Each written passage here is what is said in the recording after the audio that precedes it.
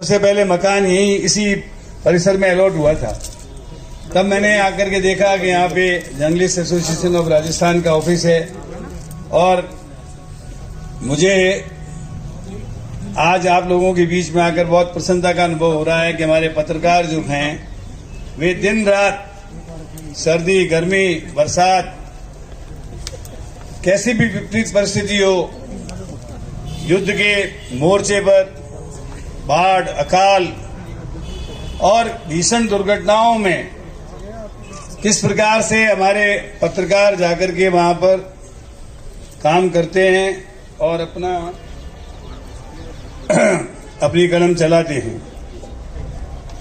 मैंने ये भी देखा है कि जार के लोग जब कभी भी कोई विपदा, आपदा अथवा अभी जैसे कोरोना की महामारी आई तो इसमें भी जार के लोगों ने अपने दायित्व को निभाया और जनहित के कामों को सर्वोपरि रखकर अपनी कलम चलाई। आज युग जो है विशेषज्ञता का है। मैं देखता था हमारे केवलिया जी थे बीकानेर में, वो पॉलिटिकल खबर भी लिखते थे, खेल की खबर भी लिखते थे और हर प्रकार की खबरें लिखते, हरफन बोला थे। अब जमाना ये आ गया है कि पत्रकार भी अलग अलग विषयों की विशेषज्ञता रखता हुआ आगे बढ़े और खास तौर से खोजपूर्ण पत्रकारिता, खबरों को खोज कर निकाले। जब खबरों को खोज कर आप निकालेंगे तो निश्चित रूप से आपका नाम पत्रकारिता के क्षेत्र में और देश और विदेश में फैलेगा। जैसे एंडरसन ने वाटरगेट कांड खोला, इसी प्रकार हमारे देश में ऐसे अनेक लोग हैं जिन्होंने साइबर क्राइम के बारे में, जिन्होंने आपके ठगी के, अपहरण के अलग अलग मामलों में जो खोजपूर्ण पत्रकारिता की है वो अपने आप में हम सब लोगों के लिए प्रेरणादायी है। मुझे पूरा विश्वास है कि आप लोग इन्हीं पद चिन्हों पर चलते हुए एक अच्छे पत्रकार के रूप में, सरकार यदि कहीं कोई गलती करती है उसको उजागर करने में कोई कोर कसर नहीं रखेंगे और यदि सरकार कोई अच्छा काम करती है, जनहित का काम करती है तो उसको भी जनता तक पहुंचाने में अपनी भूमिका को निभाएंगे। इन्हीं शब्दों के साथ मैं आप सब लोगों के उज्जवल भविष्य की मंगल कामना करता हूं। एक खाली सूचना देना चाहता हूं कि हमारे वक्त में पहले जब हम गवर्नमेंट में, हमारी गवर्नमेंट थी तो यहाँ पर हरदेव जोशी पत्रकारिता विश्वविद्यालय खोला गया था, जिसको बाद की सरकार ने बंद कर दिया था।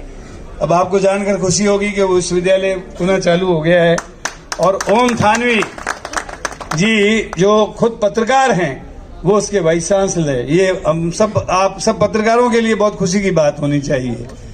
इसी प्रकार अंबेडकर यूनिवर्सिटी उसके साथ शुरू की गई थी, उसको भी बंद कर दिया था, उस विश्वविद्यालय को भी पुनः शुरू कर दिया गया है।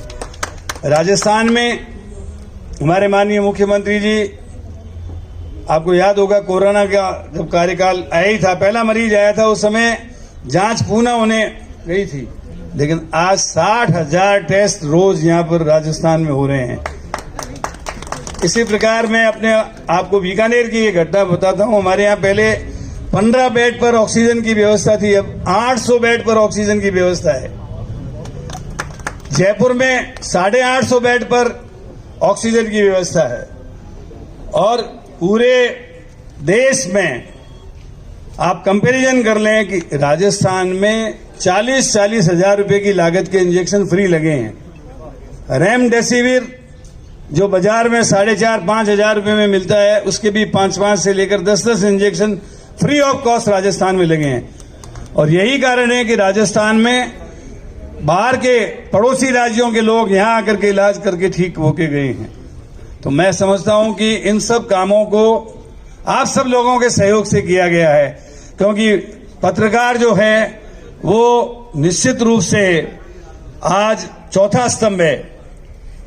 जैसे कार्यपालिका, न्यायपालिका और विधायिका, विधायिका कानून बनाती है, कार्यपालिका एग्जीक्यूट करती है और एग्जीक्यूशन में कहीं कोई गलती होती है तो लोग न्याय मांगने के लिए जाते हैं, न्यायपालिका काम करती। और आप इन तीनों की खबर लेने वाले जो हैं पत्रकार हैं, चौथा स्तंभ। इसलिए चौथा स्तंभ जितना मजबूत होगा उतना ही हमारा लोकतंत्र मजबूत होगा, हमारा गणतंत्र मजबूत होगा।